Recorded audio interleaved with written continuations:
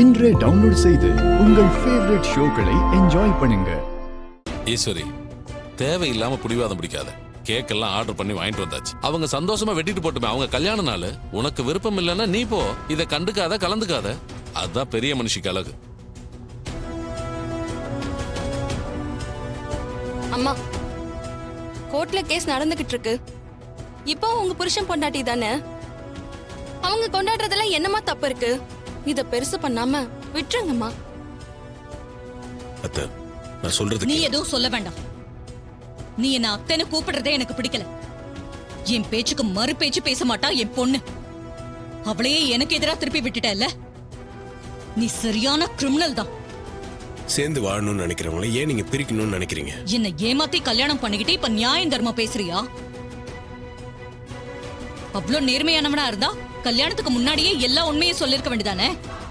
என் சூழ்நிலை அப்ப சொல்ல முடியலன்னு சொல்லிட்டேன். என்னடா பொல்லாத சூழ்நிலை? நீ நல்லவனா இருந்திருந்தா மனசாட்சிக்கு பயந்து உண்மைய சொல்லிருப்ப. நீ என் குடும்பத்தை பழி வாங்க வந்தவ. நீ எப்படி சொல்லுவ? 6 மாசத்துல இதுக்கெல்லாம் நல்ல பதில் கிடைக்கும்டா. என் பொண்ண நீ பிரிஞ்சு போயே தீரணும். அது வரைக்கும் நான் ஓய மாட்டேன். அப்படி ஒரு சூழ்நிலை கண்டிப்பா வராது. என்னையும் ரேவதி உங்களால மட்டும்டா. வேற எந்த சக்தியாலும் பிரிக்க முடியாது. அதே 6 மாசத்துக்குள்ள என் தாத்தா பாட்டி மேல எந்த தப்பு இல்லை நான் நிரூபிச்சு காட்டுறேன்.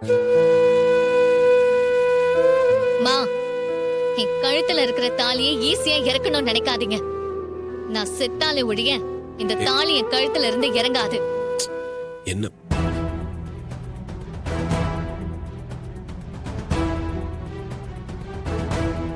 ரேவதி, என்னம்மா இது? கல்யாண நாள் அதுமா இப்படி அபசகுணமா பேசுற? இப்படிலாம் பேசக்கூடாது. அம்மா தான் இப்படி பேச வைக்கிறாங்கப்பா. இன்னைக்கு எங்க கல்யாண நாள். இவங்க ஒரு வாழ்த்து கூட சொல்லல. அட்லீஸ்ட் எங்களை காயப்படுத்தாமச்சும் இருக்கலாம்ல.